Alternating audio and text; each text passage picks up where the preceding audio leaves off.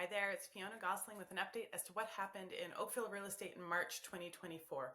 So it feels like the spring market is upon us. It feels like people are starting to, if they want to sell their house, they are listing it at a reasonable price and things are starting to move, which is nice to see. And there seems to be a market confidence that is coming back. And this is a departure from what we saw in most of 2023. So if you look at the numbers, they're a little bit, I think they're encouraging, and that's based on kind of what is happening in the sentiment of what's going on in the market right now. So we had 266 units sold last month. It was a busier month than the rest of the year.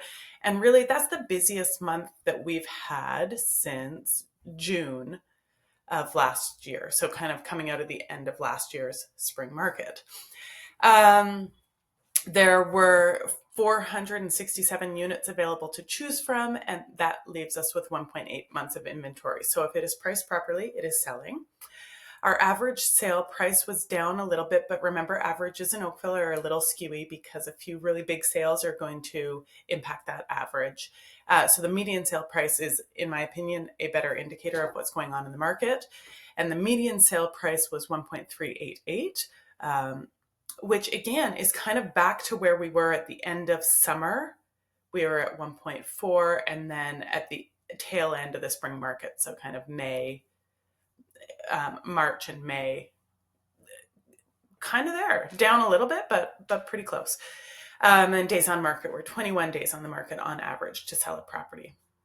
So here you can see charting from 2019, both the average and the median sale price, we're kind of creeping back up. And if you take out this real anomaly of the end of 2021, beginning of 2022, those 4 months where we just had no inventory to choose from, so prices were off the charts, our prices are holding quite well and kind of coming back up to that tail end of 2021, which is nice to see. And it's kind of true of what Oakville has always been, where it holds its property values quite well and bounces back relatively quickly, which is nice to see.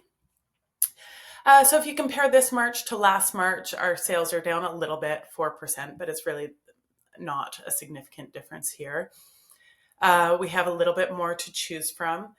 I think part of this, I think we'll see this for a little while, because at the end of, there were so few sales that happened throughout 2023, that there is some pent-up demand of sellers.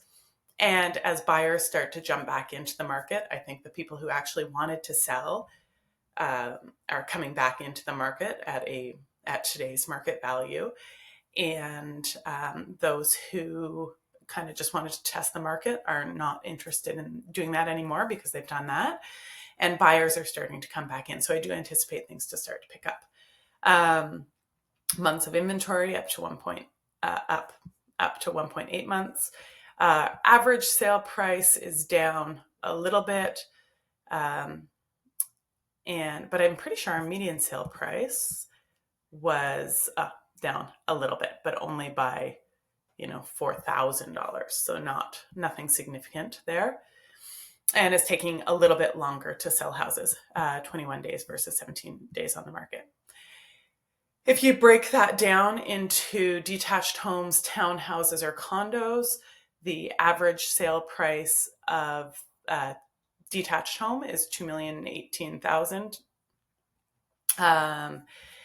And townhouse is just under 1.1, and a condo is just over 700,000. And then if you're interested, of course, you can look at what the neighborhood averages are,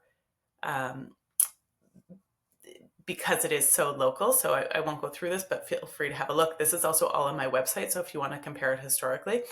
Remember, this is taken from the Toronto Real Estate Board because now that is showing a more complete set of statistics. But as a result, it does funny things, like it calls Old Oakville Central and Old Oakville, which pulls down the average sale price there because it's including Old Oakville. Yeah, I think that's all for what happened in Oakville real estate in March, and I will check back in next month.